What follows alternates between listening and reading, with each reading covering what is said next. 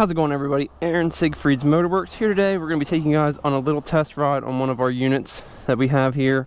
This is not a for sale unit. This is a unit that we did a little restoration on, but it's a 1989 Yamaha Jog. I'll put a link to the video where we did the teardown on this one on the top here. At any rate, custom paint. We did some powder coating on the wheels, powder coating on the rack.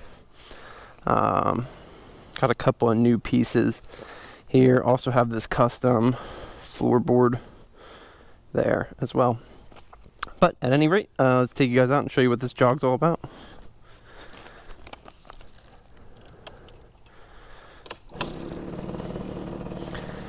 Kicks on the first shot because it's a Yamaha. All right.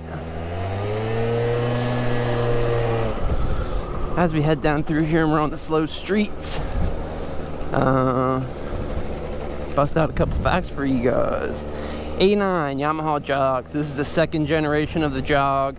It's pretty prevalent if you look at the front fairing there, that it's not the first gen and it's not the third gen, that it is the second gen. But either way, an 89 Jog, 4.5 horsepower, 4.3 foot-pound of torque, 0.77 gallon fuel tank, kick and electric start, 27.1 inch seat height, 129 pound wet weight. It is oil injection, and the second gen Jogs were made from 88 to 91. Not the most desirable one. Obviously everybody wants the third generation Jog, or the ones that preceded that were at least outside of the States. But this one is, these are still super fast as far as for the Jogs go. They just don't have all the same parts availability like the third gens do. They share a similar power plant to the pre-bug Zumas, so there are parts available. Just a little bit more work as far as putting it together. It's not so much of a fill your cart and buy. You got to do a little more research on these to get them going. But yeah, so this video was originally going to be the unveiling, I guess, of the Jog. We tore this thing down forever ago. We had the paint work done by Krispy Kreme, Luscious Dream, Paint and Auto Body. We had Wampler Industries make us this floorboard because ours was cracked and I couldn't find one for the life of me anywhere. So I had Wampler Industries make us this floorboard protector there, which is really just covering up all the cracks in my stock floorboard. The powder coating was done by Motorwerx 717, aka us. So we did a nice white to try and give this thing a little bit of a JDM look to it. These people go.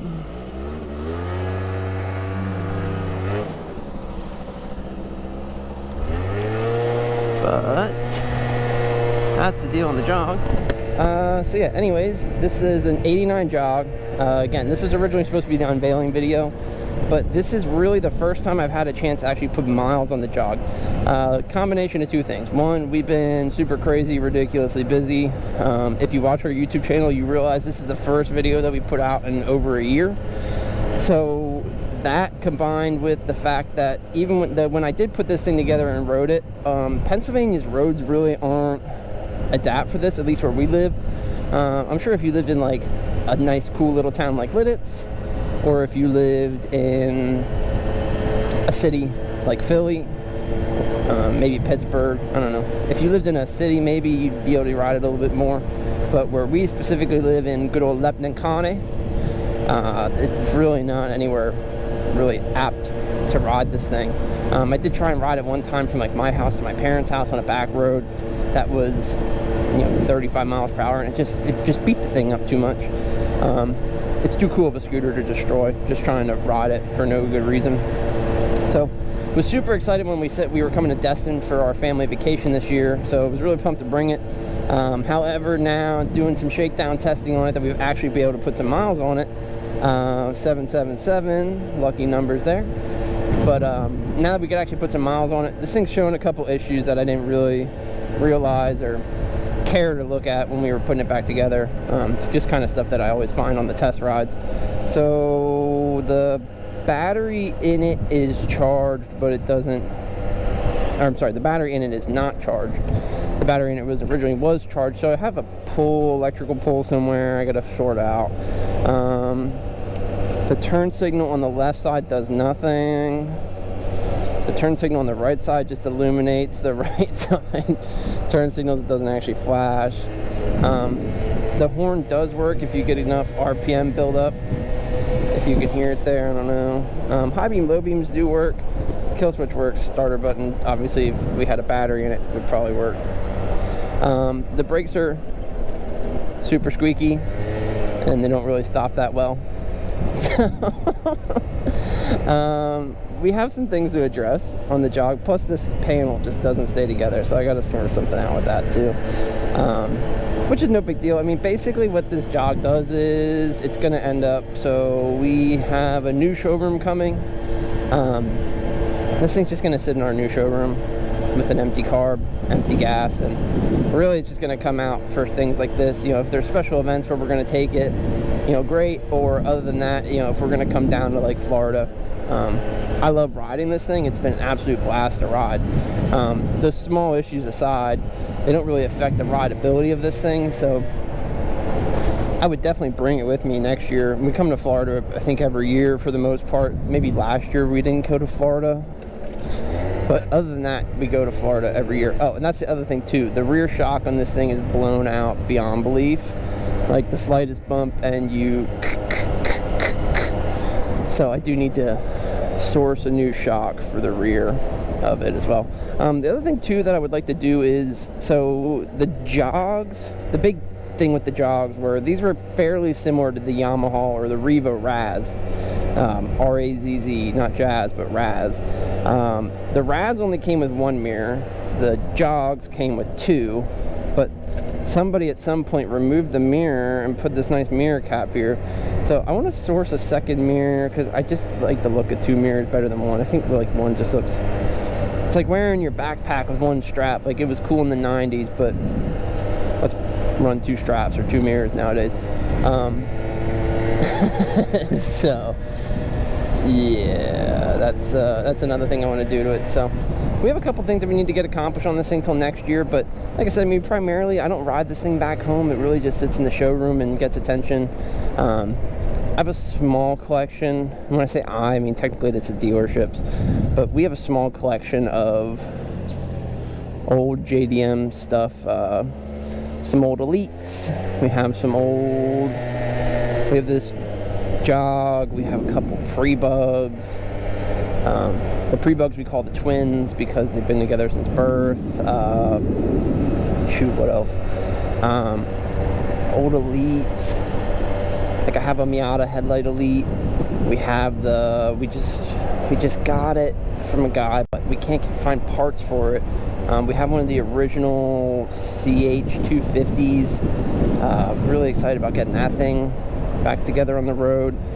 We just have a bunch of old scooters, and our plan is in our no showroom is to kind of have like a corner of like scooter history stuff. So the Jog is well set up to be there. Just a matter of sorting through these things when we have a chance. So I'm excited to get this thing back together. But as far as the Jog goes, I haven't really spent prior to this thing a ton of time on old two-stroke scooters, especially 49cc's. I spent a lot of time on like Yamaha Bug-Eye and up scooters, but even like pre-bugs, I was never around those a ton. I mean, working on them, servicing them at Siegfried's Motorwerx, yeah, but as far as like riding them for pleasure or like owning them, I never really had a ton of old two-strokes. So the oldest ones I had were my, like I said, my Bug-Eye. So riding this thing's a blast. I mean, number one, I think it's just super cool that it's 1989, 2,700 miles, or almost 2,800 miles now. And this thing is just a blast to ride. I mean, it's super, super, super quick. Not the fastest as far as going as fast as you can, but it's very, very quick scooter.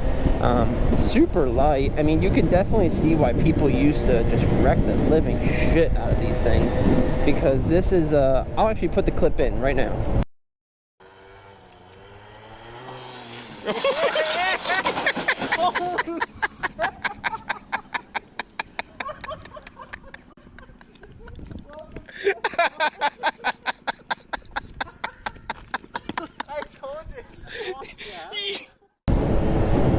if it's, I don't know if I played it, if I'm going to play it while I'm riding or if I'm going to pause the video, but either way, if it's there, when we got this thing, it was in pretty rough shape. Basically, it looked like a couple of hillbillies owned it and just rode it around their yard. Like, it's packed full of mud. It had like shark bites out of the fairings. Like, it was in pretty hammered, as far as cosmetic shape goes. It was in pretty rough condition. We sourced some new, like, I knew I could source the broken fairings that I had there. So we were trying to, like, we were out wheeling this thing in our shop, and it's just bone stock, nothing done to it. I mean, this thing's just a little monster and super torquey. So this is one that I'm never going to get rid of. It's like I said, it's a Yamaha. It's super reliable. It's going to start up every time. And if the day ever does come where it would decide to poop the motor, like I said, you can build these things up. The only thing I'm not really too concerned about building this thing up is because just in my talkings and, you know, as far as when people do performance modifications to these things, you don't get a ton of top speed, which I'm really okay with too, because even at, you know, 30, like this thing I've had up to like 38, even at 38 miles per hour, it's pretty aggressive to ride down the road at 38 miles per hour. But I mean, like, this thing is super quick as far as the acceleration goes, and when you're doing those big bore kits and stuff to these things, you're just increasing acceleration, 2 to 3 times the increase of acceleration. So I'm not real keen on doing that. I mean, don't get me wrong, I like hot rod scooters as much as the next guy, but I also don't really want to mess this thing up. I mean, there's not a lot of these left in the world that are in nice shape, so yeah. We do have a couple other things we're going to plan on doing to this one too.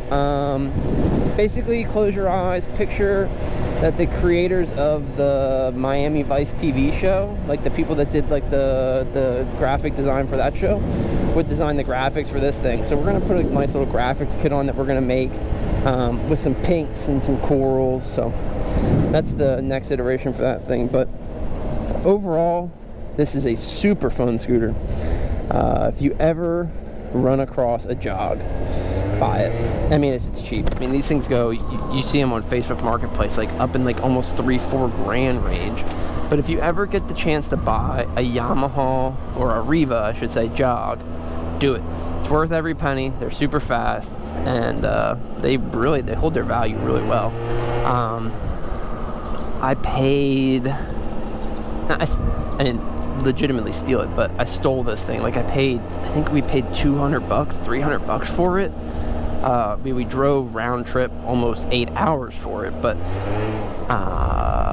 this thing's probably worth like $1,800, $2 grand fixed up. Like, if I finish fixing the little nickel and dime stuff that's wrong with it. So hey, whatever. But at any rate, thank you so much for watching. Just trying to get our feet wet. We're going to be doing new videos again here at Siegfried's Motorwerx. Tentatively, our release schedule is going to be a new video every Wednesday at 5 p.m. So, at any rate, thanks again. Appreciate you guys watching. Hit the subscribe button, and I think you're supposed to hit the bell now. Sorry, it's been a hot minute since we've been on YouTube, but I think hit that bell. Thanks again. Have a good day.